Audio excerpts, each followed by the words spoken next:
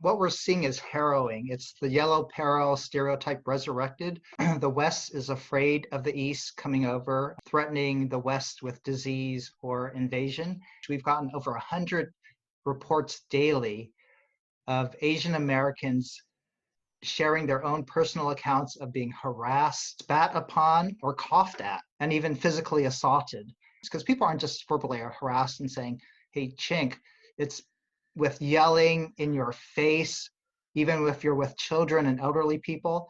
So the anger and the fear is really palpable. So this is just how other people of color are racially profiled. We automatically use racial schema to profile other people. Today, I think the automatic assumption is that Asians are disease carriers. But what would you say to people who are kind of saying people are just blowing this out of proportion? It's not racism. There's no such thing as a systemic reality around this. On all levels, you could see this yellow peril arising.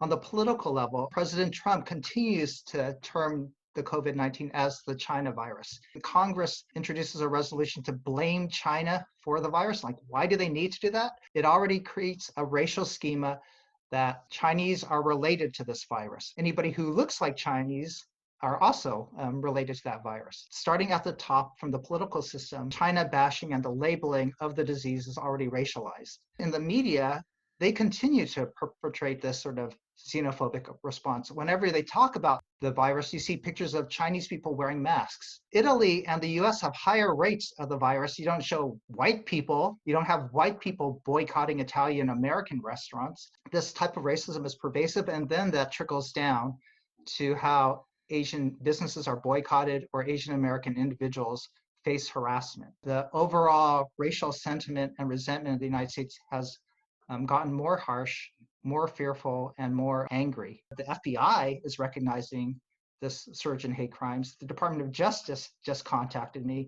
New York Times, Morning Edition, NPR, LA Times have all written about it. Thinking of it as an individual experience, an individual problem, is actually very unbiblical. We don't blow off the experiences that we read about in scripture and say, you know what, I was never stopped on the road by an angel, and so it didn't happen to me, and so clearly this is irrelevant to me, right? We don't do that, and we actually believe that we are a body. From the mouths of Christians, we automatically go to this very Western individualistic thinking. If it doesn't happen to me, it is not important.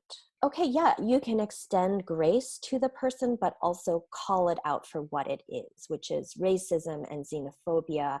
And if that other person perhaps is a believer, that's sin. If you pay attention to social media, you can see a lot of racist memes. The strong messages we're seeing is this whole go back to your country. That perpetual foreigner syndrome is stronger than ever. Even if we're the fastest growing population, racial group in America, it doesn't seem to really be making a difference. Actually, racism towards Asian Americans is alive and well today. One clear example just occurred in Texas. A Chin family from Burma, they're refugees. They were stabbed. The kids were stabbed too, slashed in the head. The assailant saying, the coronavirus happens because of you. People are racially profiling people who look Chinese and mistaking them, and then trying to kill them because of a disease. This isn't just a singular occurrence. American history is based on genocide and racism. So what's happening to Asian Americans now is what's experienced by people of color throughout American history.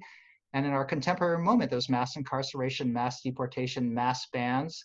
And now this is sort of de facto mass quarantine of Asians. Right down the street from where I live, two white women who apparently accosted an elderly Chinese man and brandished a log at him and spat at him and said, go back to where you came from. How is it that you are so selective in your consumption of information and media that you are so ignorant to the realities of Asian Americans? That question, though, also comes from Asian Americans, right? That there is also that part of the chasing after the American dream and the myth of the model minority and the cost of assimilation into the United States, that the desire to be bestowed the honorary white status. Even for Asian Americans, there can be this knee-jerk reaction to say, no, that wasn't racist. That was just somebody being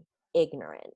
The tendency culturally that we've internalized to actually not name the violence and the racism against us for fear that that will actually further the reality of us being the forever foreigner. The four of us could agree that the moment news came out of China of this virus here in the US, we were like, oh, here we go. Like we could see this coming. Mm-hmm. We saw this coming. Learn your history. Asian Americans, learn your history. Yeah. That's the new hashtag. Yeah. Yeah.